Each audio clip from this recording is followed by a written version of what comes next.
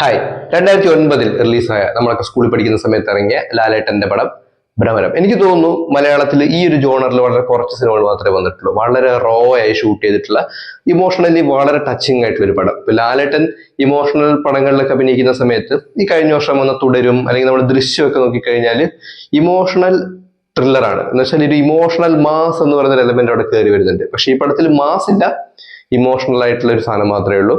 പക്ഷെ ഒരു കഥ പോലെ, ഒരു ചെറുകഥയൊക്കെ പോലെ, എനിക്ക് തോന്നുന്നു പത്മരാജന്റെ എല്ലാം പഴയ കഥ പോലെ ബ്ലെസ്സി ചെയ്തു വെച്ചിട്ടുള്ള ഒരു സിനിമയാണ് ഭ്രമരം.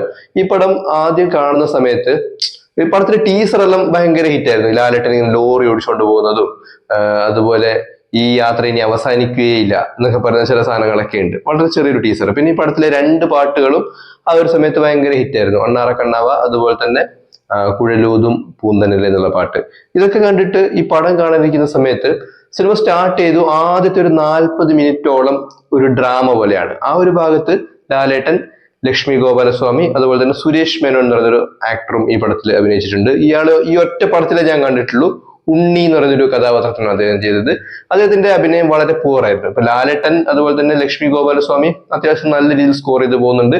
ലാലേട്ടൻ നല്ല പീക്ക് ചെയ്ത് പോകുന്നുണ്ട്. ഇമോഷണൽ അതേപോലെ ക്യാരി ചെയ്തിട്ട് പല ഭാഗത്തും വല്ലാണ്ട് വീക്കായി പോയൊരു മനുഷ്യനും ചില ഭാഗത്ത് വളരെ റോ ആയിട്ടൊരു മനുഷ്യനും, ഇങ്ങനെ പല വേരിയേഷനിൽ അദ്ദേഹം അഭിനയിച്ചിട്ടുണ്ട്. സിനിമയുടെ മെയിൻ പ്ലോട്ട് എടുത്ത് നോക്കിക്കഴിഞ്ഞാൽ ശിവൻകുട്ടി എന്ന് പറയുന്ന ലാലേട്ടന്റെ കഥാപാത്രത്തിന് നേരെ ഓപ്പോസിറ്റ് നിൽക്കുന്ന കഥാപാത്രമാണ് ഈ ഉണ്ണി.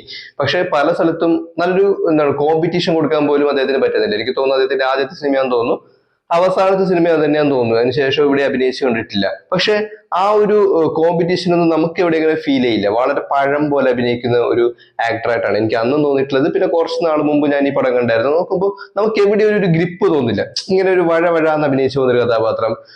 അദ്ദേഹത്തിന്റെ എക്സ്പ്രഷൻ ആണെങ്കിലും റിയാക്ഷൻ ആണെങ്കിലും ഒന്നും പോരാ. അതായത് ഒട്ടും ഫിറ്റ് അല്ല അയാള്.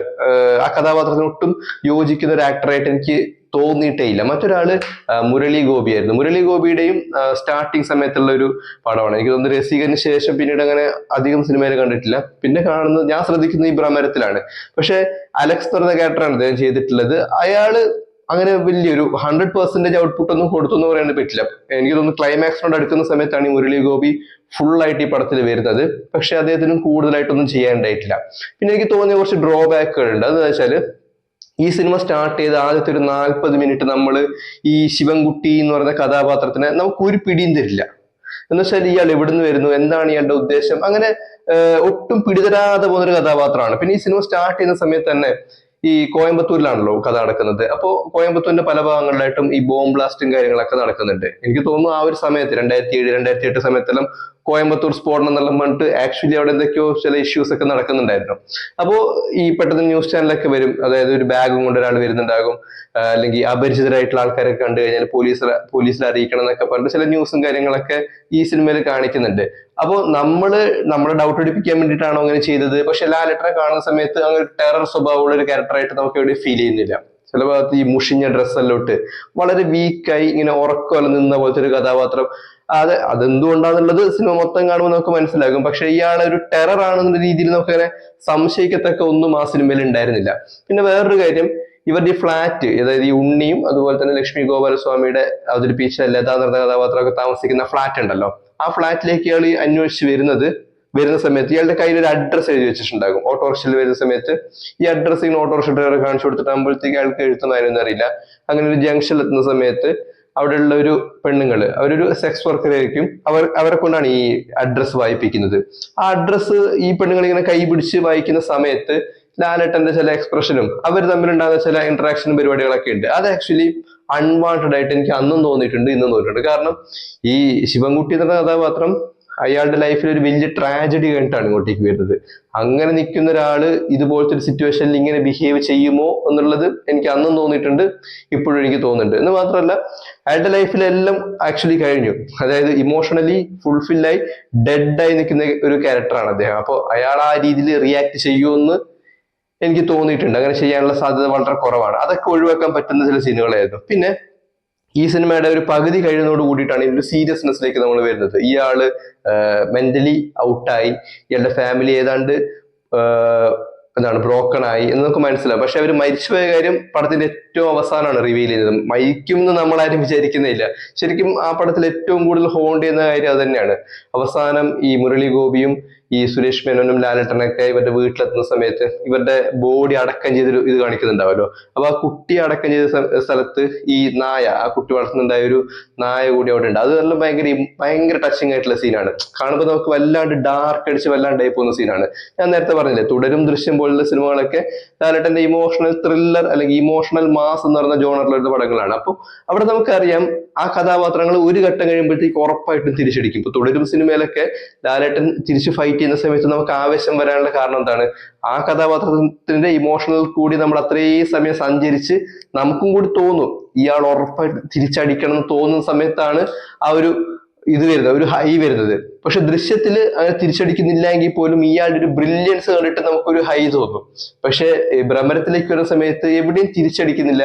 അയാൾ ഒരുപാട് ക്ഷമിച്ച്, അതായത് നമ്മുടെ മൈൻഡ് എങ്ങനെയാണോ പോകുന്നത്, ചില സമയത്ത് ഡൗൺ ആകും, ചില സമയത്ത് അപ്പ് ആകും, ചില സമയത്ത് ഡൗൺ ആകും. ഒരു മനുഷ്യന്റെ മൈൻഡ് എങ്ങനെയാണ് വർക്ക് ചെയ്യുന്നത് അതിനനുസരിച്ചിട്ടാണ് ആ ഒരു സ്റ്റോറി പ്ലോട്ട് പോയിട്ടുള്ളത്. എനിക്ക് തോന്നുന്നു കുറച്ചുകൂടി എന്താണ് റിയലിസ്റ്റിക് ആയിട്ടുള്ള രീതിക്കായിരിക്കും അദ്ദേഹം ബ്ലസ്സി അപ്രോച്ച് ചെയ്തിട്ടുണ്ടാവുക. കാരണം അങ്ങനെ ഒരു മലയോര ഗ്രാമത്തിൽ താമസിക്കുന്ന ഒരാൾക്ക് ഇത്രയും ടൗണിൽ അർബൻ ലൈഫിൽ ജീവിക്കുന്ന രണ്ടാൾക്കാരെ, അതും പണ്ട് സ്കൂളിൽ പഠിച്ച ആൾക്കാരെ തേടി പിടിച്ച് റിവെഞ്ച് ചെയ്യുക എന്നൊക്കെ ഉള്ളത് അദ്ദേഹത്തിന് തോന്നിയിട്ടുണ്ടാവില്ല. ചിലപ്പോൾ ഒരു ഫെയർ ആയിരിക്കും തോന്നിയിട്ടുണ്ടാവില്ല. അതുകൊണ്ടായിരിക്കും ഇങ്ങനെ ഒരു ഡാർക്ക് ആയിട്ടുള്ള കഥ എഴുതിയിട്ടുണ്ടാവുക. പക്ഷെ അത് കാണുന്ന സമയത്ത് നമുക്ക് അത്രയും ഒരു നെഗറ്റിവിറ്റി ഫീൽ ചെയ്യും. എന്തിന് ഇത്രത്തോളം ഡാർക്ക് ആക്കണം, നമുക്ക് എന്തെങ്കിലുമൊക്കെ ഒരു പ്രതീക്ഷ വേണമല്ലോ. ഒന്നുമില്ലെങ്കിൽ അവർക്ക് രണ്ട് അടിയും കൊടുത്ത് വിടാനല്ല, ആ ഒരു ഇയാൾ അനുഭവിച്ചതിന്റെ ചെറിയ ശതമാനമെങ്കിലും അങ്ങോട്ടേക്ക് പാസ് ചെയ്താലേ ഓഡിയൻസ് ആയിട്ടുള്ള നമുക്കൊരു ആശ്വാസം തോന്നും. പക്ഷെ ഇതില് ആ മൊത്തം ഇമോഷനും ആ മൊത്തം സങ്കടവും സിനിമ കണ്ടിരിക്കുന്ന നമുക്കാണ് തന്നിട്ട് പോകുന്നത്. അതായത് ശിവൻകുട്ടിയെ നമുക്ക് ഒരു തരത്തിലും ഒഴിവാക്കാൻ പറ്റില്ല, അയാൾ ഇന്നസെന്റ് ആണ്. പക്ഷെ ഈ മറ്റു രണ്ടാൾക്കാർ നോക്കിക്കഴിഞ്ഞാൽ അവരുടെ കുട്ടിക്കാലത്ത് ഒരു അറിവും വിവരവും ഇല്ലാത്ത സമയത്ത് ചെയ്തിട്ട് പോയ കാര്യങ്ങളാണ്. അവരവരുടെ ലൈഫ് ഇപ്പൊ വേറൊരു സ്ഥലത്ത് ജീവിക്കുന്നുണ്ട്. അവരെയും നമുക്കൊന്നും പറയാൻ വേണ്ടി പറ്റില്ല. അങ്ങനെ ഇതിലെന്ത് ആരുടെ ഭാഗത്ത് നിൽക്കണം എന്ന് ടോട്ടൽ ഒരു കൺഫ്യൂഷൻ ഉണ്ടാക്കി തന്നിട്ടാണ് ഇദ്ദേഹം സിനിമ അവസാനിപ്പിക്കുന്നത്. എനിക്ക് തോന്നുന്നു അതുകൊണ്ട് തന്നെ എനിക്ക് ഈ പടം അങ്ങനെ ഒരു വലിയ ഹിറ്റ് ഒന്നും ആയില്ല. നമ്മൾ എവിടെയും അങ്ങനെ പരാമർശിക്കപ്പെടാത്തൊരു സിനിമയാണ് ഭ്രമരം എന്ന് പറയുന്നത്. വളരെ ഡാർക്ക് ആയിട്ടുള്ള ഒരു പടം.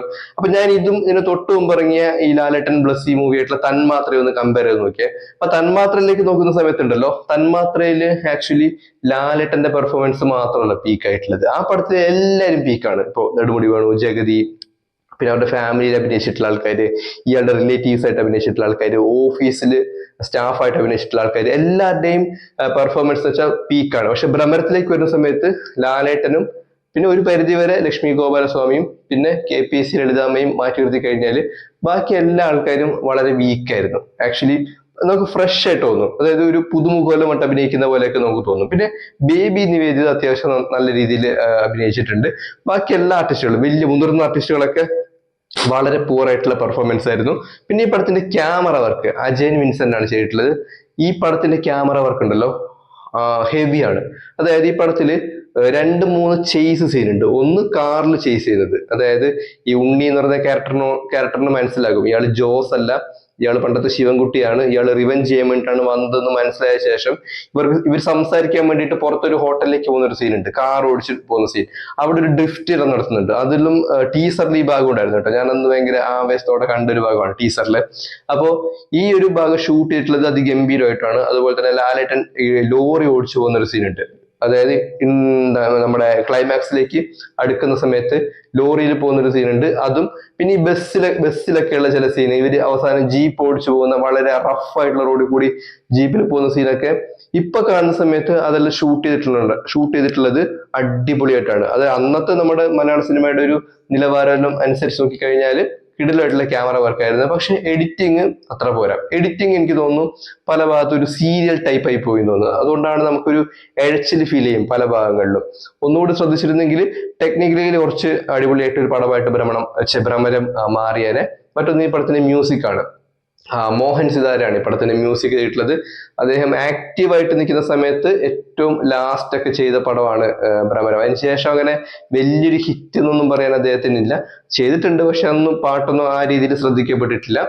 ഒരു നല്ല ഒരു പീക്ക് മൊമെന്റ് കഴിഞ്ഞിട്ട് എനിക്ക് തോന്നുന്നു അത് എൻഡ് ചെയ്യുന്നത് ഭ്രമരത്തിലാന്ന് തോന്നുന്നു, മോഹൻ സിത്താര. പക്ഷെ രണ്ട് പാട്ടും കിടിലൻ പാട്ടാണ്. ബിജിഎം ഒന്നും വലിയ അടിപൊളിയായിട്ട് എനിക്ക് തോന്നിയിട്ടില്ല. കാരണം ഇവര് പണ്ടത്തെ സ്കൂൾ ലൈഫിലേക്കെല്ലാം വരുന്ന സമയത്ത് ഒരു വല്ലാത്ത രീതിയിലുള്ള ഒരു ബിജിഎം യൂസ് ചെയ്തിട്ടുണ്ട്. പക്ഷെ അത് ഇപ്പൊ കേൾക്കുമ്പോഴത്തേക്ക് ഭയങ്കര ഓക്വേർഡായി തോന്നും, ഇത് വേണ്ടിയിരുന്നില്ല എന്നൊക്കെ തോന്നും.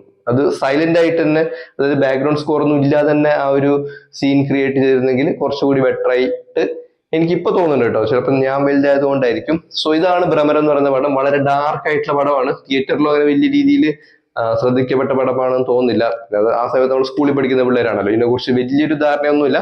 പക്ഷെ വല്ലാണ്ട് ഡാർക്ക് എടുപ്പിക്കുന്ന, മിക്കവാറും ആൾക്കാരും ഒരൊറ്റ തവണ മാത്രം കണ്ടിരിക്കാൻ സാധ്യതയുള്ള, ഏതാണ്ട് തന്മാത്ര പോലെ തന്നെ ഒറ്റ പ്രാവശ്യം മാത്രം കണ്ടിരിക്കാൻ സാധ്യതയുള്ള, കാര്യമായിട്ട് എവിടെയും വലിയ പരാമർശിക്കാത്ത, പക്ഷെ ലാലേട്ടന്റെ ഒരുപാട് നല്ല അഭിനയ മുഹൂർത്തങ്ങളുള്ള സിനിമ കൂടിയാണ് ഭ്രമരം.